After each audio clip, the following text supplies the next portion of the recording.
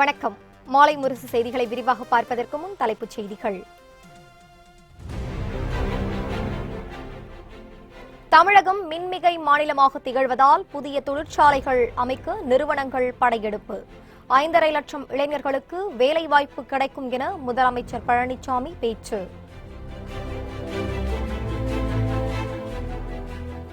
OPS, EPS வீட்டிலும் பிரதமர் மோடி வீட்டிலும் கோடி கோடியாக பணம் இருப்பதாக ஸ்டாலின் குற்றச்சாட்டு. வருமான வரித்துறையினர் அங்கெல்லாம் சோதனை நடத்துவார்களா எனவும் கேள்வி.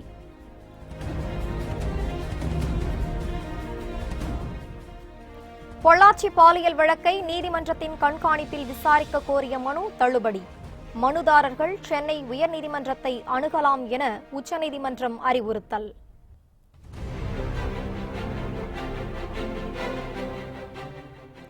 வீட்டில் கோடிக்கணக்கான பணத்தை திமுக பொருளாளர் துரைமுருகன் வைத்திருந்தது தவறு என தினகரன் பேச்சு. எதிர்க்கட்சியினரின் வீட்டில் மட்டும் வருமான வரித்துறை சோதனை என ஏன் மார்க்சிஸ்ட் கம்யூனிஸ்ட் கட்சி கேள்வி.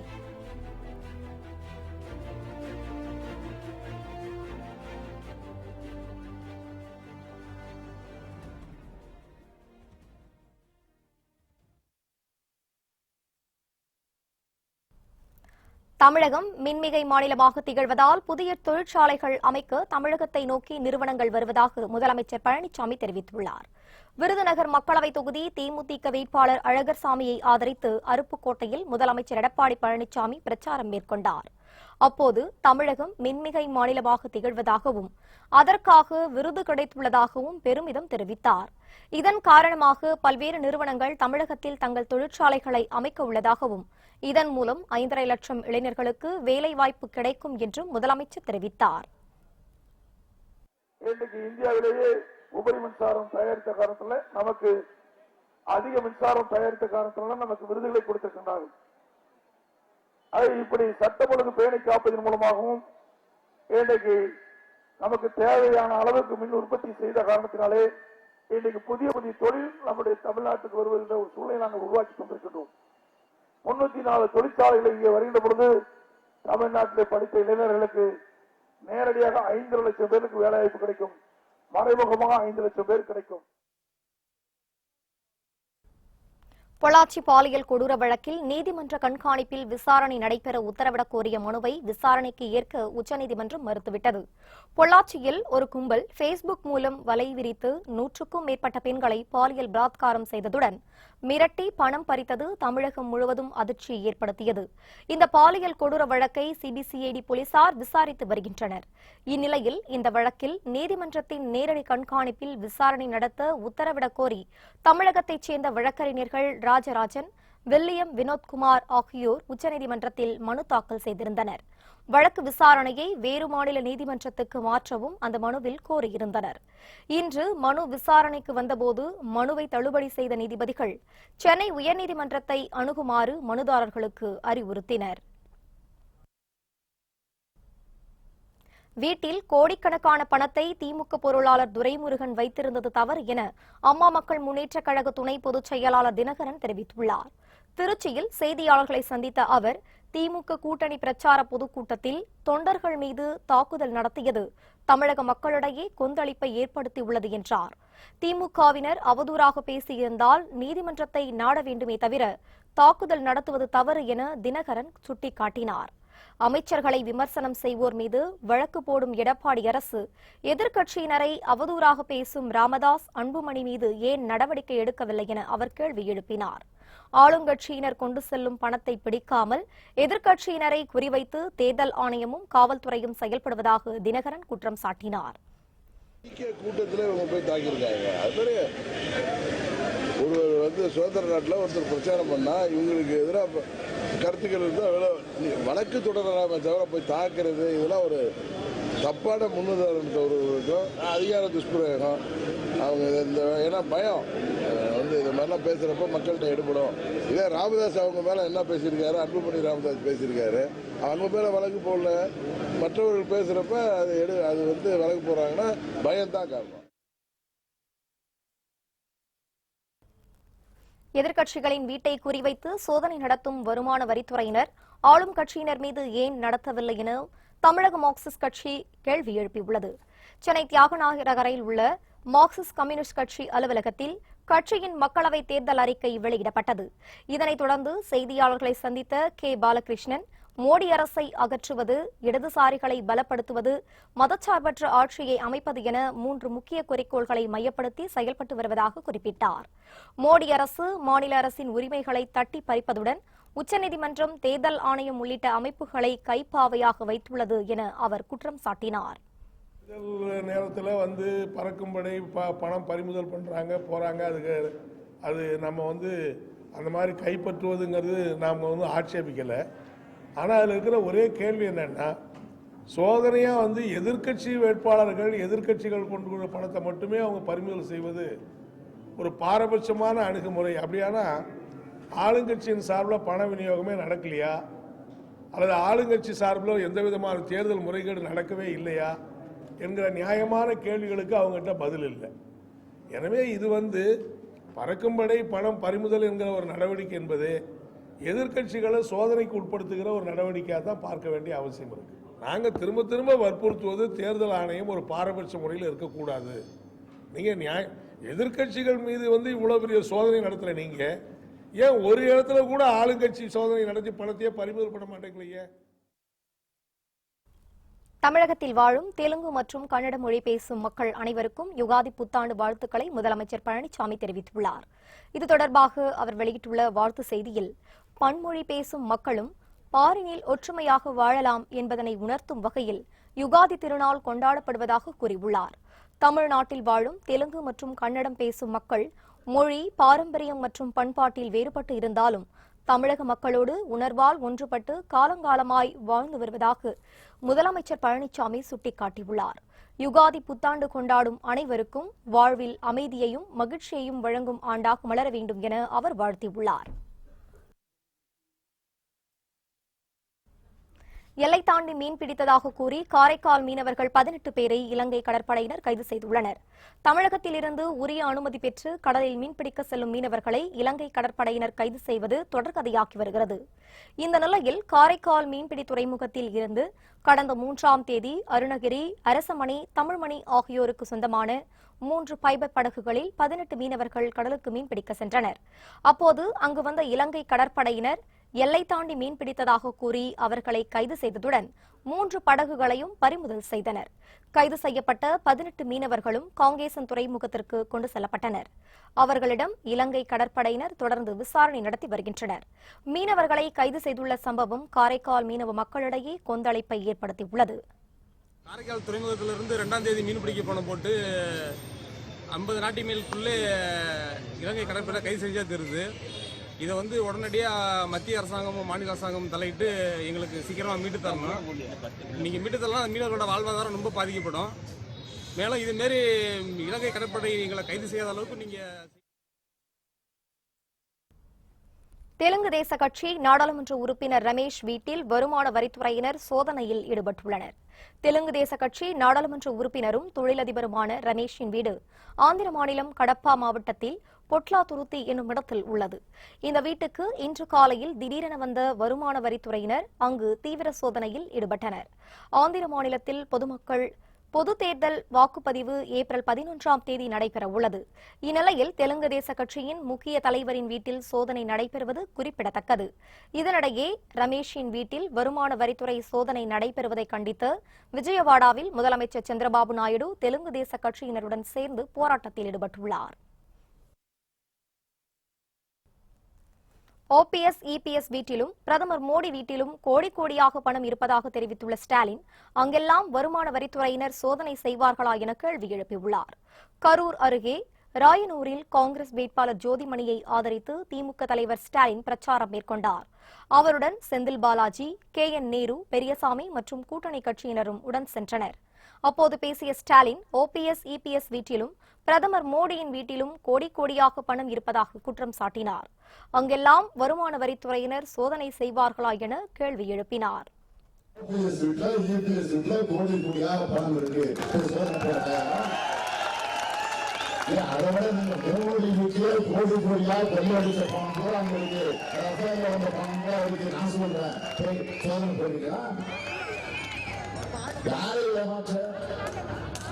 வேற ஒண்ணும் இல்லைங்க. இப்படி ஒரு சதியை செஞ்சு அதன் மூலமா அந்த நாடாளுமன்ற தேர்தலை நிறுத்திட்டா அந்த தேர்தல் மட்டும் இல்ல, நீங்க அதான் நல்லா கவனிக்கணும்.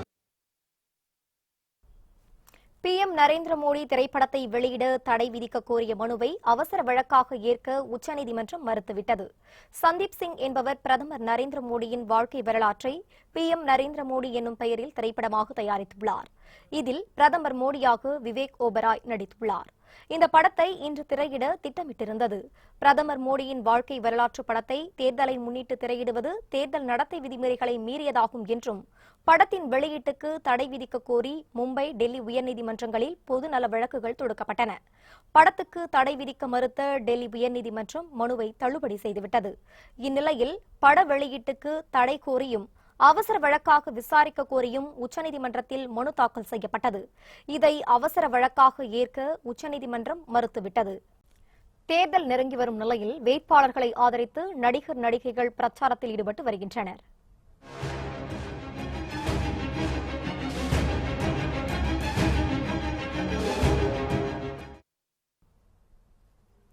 தூத்துக்குடி மக்களவை தொகுதியில் போட்டியிடும் பாஜக வேட்பாளர் தமிழிசை சவுந்தரராஜனை ஆதரித்து கோவில்பட்டியில் நடிகர் கார்த்திக் பிரச்சாரம் மேற்கொண்டார்.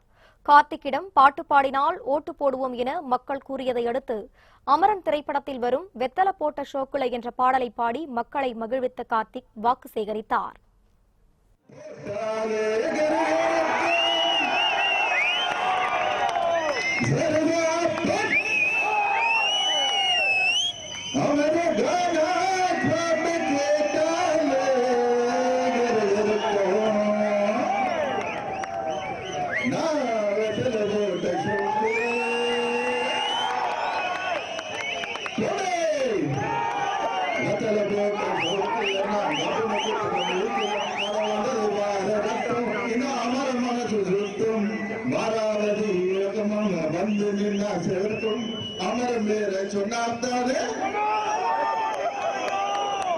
பூமாலையா வந்து நம்மளுடைய வெற்றி மாலையா மாறி நம்மளுடைய டாக்டர்.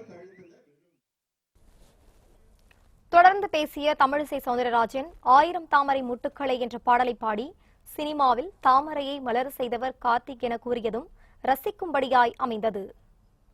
தாமரை சின்னத்தில் வாக்களிக்க வேண்டும். அதற்கு தாமரைக்கு வாக்கு கேட்க வந்திருப்பது அவர் மிக பொருத்தமானவர். ஏனென்றால் 1000 தாமரை மொட்டுகளை மலர செய்தவர் அவர். தாமரை தூத்துக்குடியிலும் மலர செய்வதற்கு தனது பிரச்சாரத்தை இங்கே வந்திருக்கிறார். அவருக்கு எனது வாழ்த்துக்களை சொல்லி, வெல்லப் போவது தாமரை, உங்கள் சின்னம். கரூர் மக்களவை தொகுதியில் அதிமுக சார்பில் போட்டியிடும் தம்பிதுரையை ஆதரித்து பிரச்சாரம் மேற்கொண்ட நடிகர் வையாபுரி அதிமுகவின் திட்டங்களை எடுத்துரைத்து வாக்கு சேகரித்தார். தங்கத்திலே தாலியை பொறுத்ததும் தங்கத்தாரகை புரட்சி தலைவி அம்மா அவர்கள் தான். கல்யாணம் பண்ணா போதுமா, தங்கம் கொடுத்தா போதுமா, வர்றவங்க அச்சதையை போட்டு போங்கன்னு சொல்ல முடியுமா? வர்றவங்களுக்கு வயிறார சாப்பாடு பண்ணுங்கிறதுக்காக 10வது படித்தவங்களுக்கு 25,000, பட்டப்படிப்பு படித்தவங்களுக்கு 50,000 பணத்தை கொடுத்ததும் புரட்சி தலைவி அம்மா அவர்கள் தான். டாக்டர் தம்பிதுரை அண்ணனை பத்தி ஆல்ரெடி உங்க எல்லாருக்குமே தெரியும். எவ்வளவு அம்மா போட்ட திட்டங்களை தாண்டி இவர் நம்ம தொகுதியில, கரூர் பாராளுமன்ற தொகுதியில எவ்வளவு நல்ல திட்டங்கள் பண்ணியிருக்காங்க.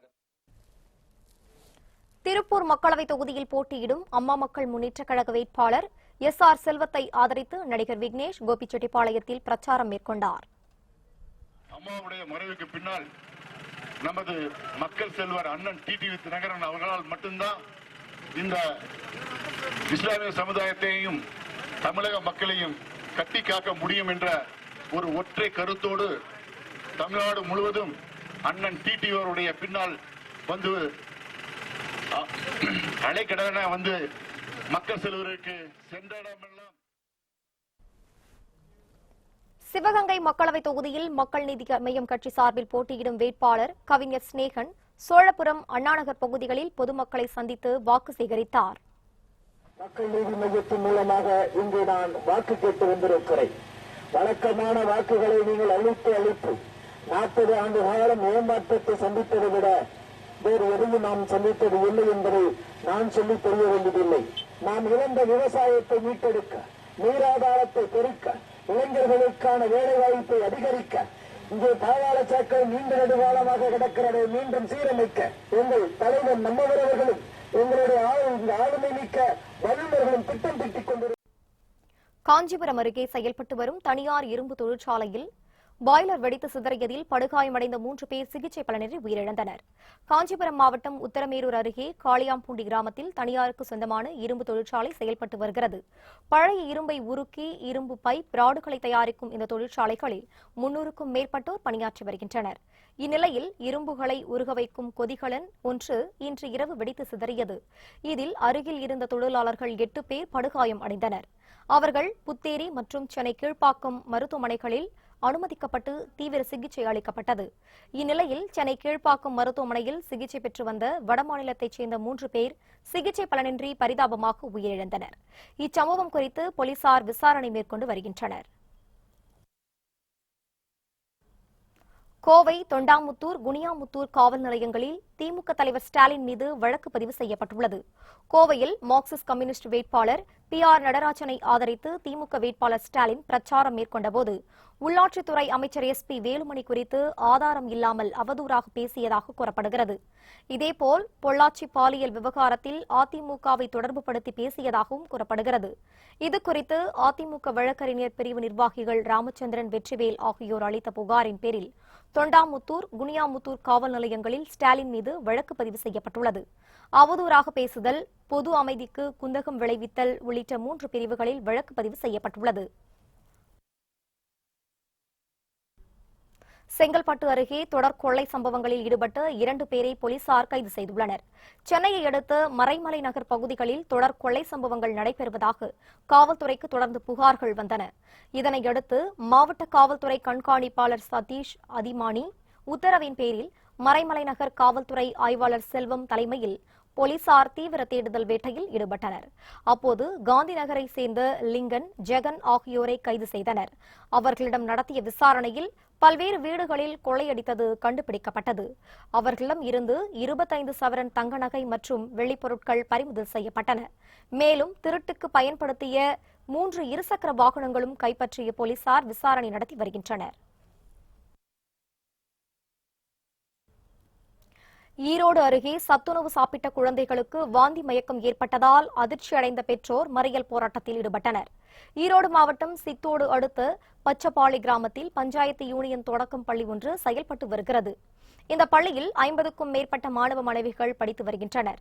இந்த நிலையில் பள்ளியில் மதிய உணவு சாப்பிட்ட 40க்கும் மேற்பட்ட மாணவ மாணவிகளுக்கு திடீரென வாந்தி மயக்கம் ஏற்பட்டது. இதையடுத்து அந்த குழந்தைகளை அருகில் உள்ள அரசு மருத்துவமனையில் அனுமதித்தனர். சில குழந்தைகள் சிகிச்சை பெற்று வீடு திரும்பிய நிலையில் மற்றவர்கள் மேல் சிகிச்சைக்காக ஈரோடு அரசு மருத்துவமனையில் அனுமதிக்கப்பட்டுள்ளனர். இதுகுறித்து மாவட்ட கல்வித்துறை அதிகாரிகள் பள்ளியில் விசாரணை மேற்கொண்டு வருகின்றனர். திருப்பதி கோதண்டராமன் கோவிலில் நடைபெற்று வரும் பிரம்மோற்சவ நிகழ்ச்சியில் ஏராளமான பக்தர்கள் கலந்து கொண்டு சுவாமி தரிசனம் செய்தனர். திருப்பதி கோதண்டராமர் கோவிலில் வருடாந்திர பிரம்மோற்சவம் கடந்த 3ஆம் தேதி கொடியேற்றத்துடன் தொடங்கியது. ஒரு வாரம் நடைபெறும் இந்த விழாவில் ஒவ்வொரு நாளும் 4 மாட வீதிகளில் காலை மாலை 2 வேளைகளிலும் சுவாமி வீதி உலா நடைபெறும். அதன்படி 2ஆம் நாள் ஸ்ரீராமர் அன்னவாகனத்தில் எழுந்தருளி வீதி உலா வந்து பக்தர்களுக்கு காட்சியளித்தார். இதில் திரளான பக்தர்கள் கலந்து கொண்டு சுவாமி தரிசனம் செய்தனர்.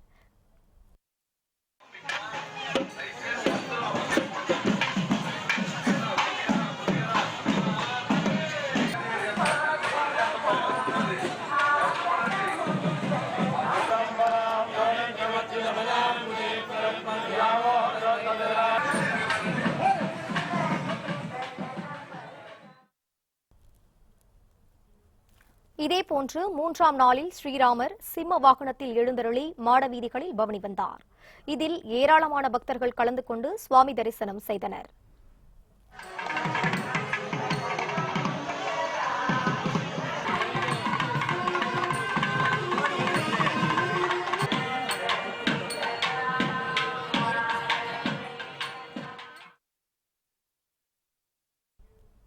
விழாவின் முக்கிய நிகழ்வான கருட சேவை ஏப்ரல் 7ஆம் தேதியும் சீதா கல்யாண வைபவம் 15ஆம் தேதியும் நடைபெற உள்ளன.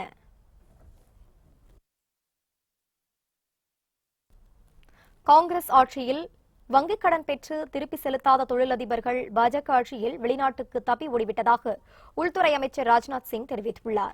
உத்தரப்பிரதேசம் புலந்தர் சாகரில் தேர்தல் பொதுக்கூட்டத்தில் பேசிய ராஜ்நாத் சிங், வங்கிக் கடன் பெற்று திருப்பி செலுத்தாத தொழிலதிபர்கள் விஜய் மல்லையா, நீரவ் மோடி, மெகுல் சோக்சி ஆகியோர் காங்கிரஸ் அரசு நீடித்தவரை நாட்டை விட்டு தப்பி ஓடவில்லை என தெரிவித்தார். மோடி ஆட்சிக்கு வந்ததும் கண்டிப்பான காவலாளி வந்துவிட்டார் என அறிந்த அவர்கள் நாட்டை விட்டு தப்பி வெளிநாடுகளுக்கு ஓடிவிட்டதாக ராஜ்நாத் சிங் தெரிவித்தார்.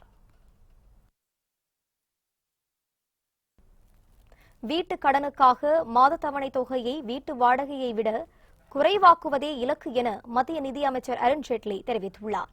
ஆங்கில நாளிதழுக்கு பேட்டியளித்த மத்திய நிதியமைச்சர் அருண்ஜேட்லி, கடனுக்கான வட்டி விகிதங்கள் மிகவும் குறைக்கப்பட வேண்டும் என அரசு விரும்புவதாக குறிப்பிட்டார். ரிசர்வ் வங்கி வட்டி விகிதங்களை குறைத்துள்ளதன் பயனை வங்கிகள் தங்கள் வாடிக்கையாளர்களுக்கு வழங்க வேண்டும் என்றும் அருண்ஜேட்லி கேட்டுக் கொண்டுள்ளார். வீட்டுக் கடனுக்கான மாத தவணை தொகையை வீட்டு வாடகையை விட குறைவாக்குவதே அரசின் இலக்கு என்றும் அவர் தெரிவித்தார். வாஜ்பாய் ஆட்சியில் முதன்முறையாக வீட்டுக் கடன்களுக்கான வட்டி விகிதம் குறைக்கப்பட்டதையும் அருண்ஜேட்லி நினைவு கூர்ந்தார்.